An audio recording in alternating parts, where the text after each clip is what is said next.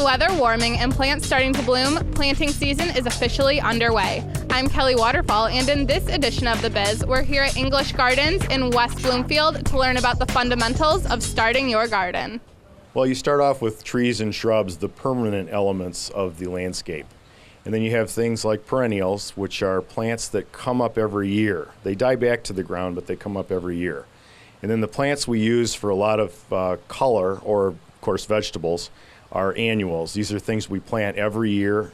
They give us flowers or vegetables through the spring and summer and then fall, and then they die back and are removed to clear the ground for next year.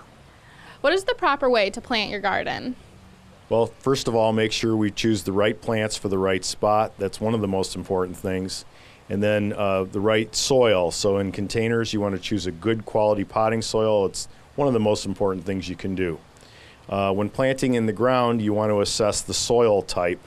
Whether you have lots of clay, loamy soil, or sandy soil will determine what ingredients you need to add to prep the soil. And then following with fertilizing and proper watering, those are the most important steps.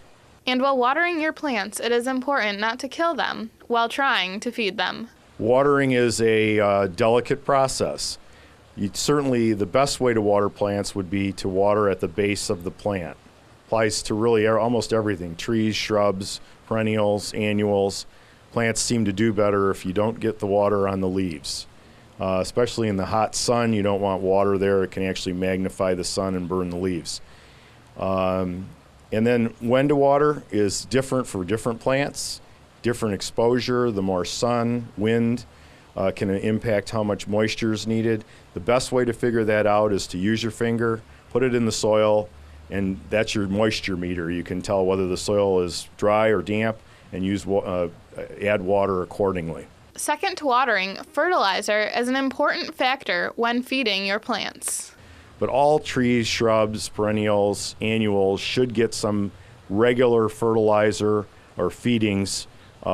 Trees and shrubs are something you do maybe spring and fall, not too late in the fall. You don't want to promote growth, but perennials are best fertilized in the spring.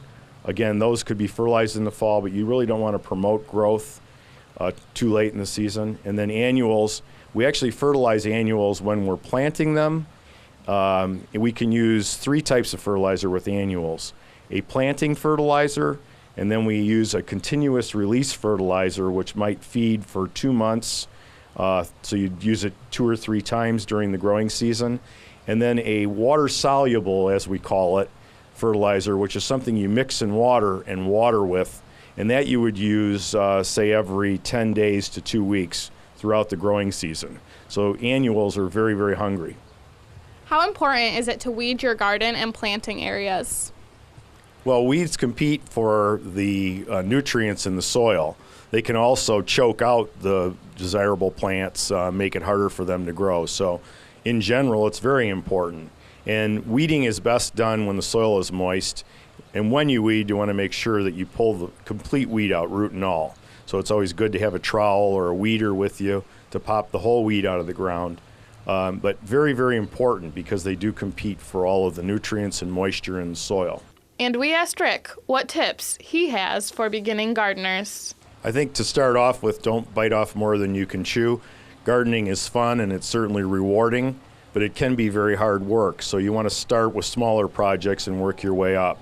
And then probably the other most important thing is the right plants for the right spot. I think a lot of times people buy things that look cool or beautiful to them, but they're really not thinking about where that plant or flower is going to be placed. And so the right plant for the right spot. And you can look at the tags on things in the store. Signs are very helpful. Of course, our salespeople are very helpful. And we have seminars. You can check out EnglishGardens.com and look for our seminar schedule and see the various topics, find the things that interest you. There are so many important factors to learn about when starting a garden. I certainly learned a lot today and hope you did too. For Civic Center TV, I'm Kelly Waterfall, and that's your biz.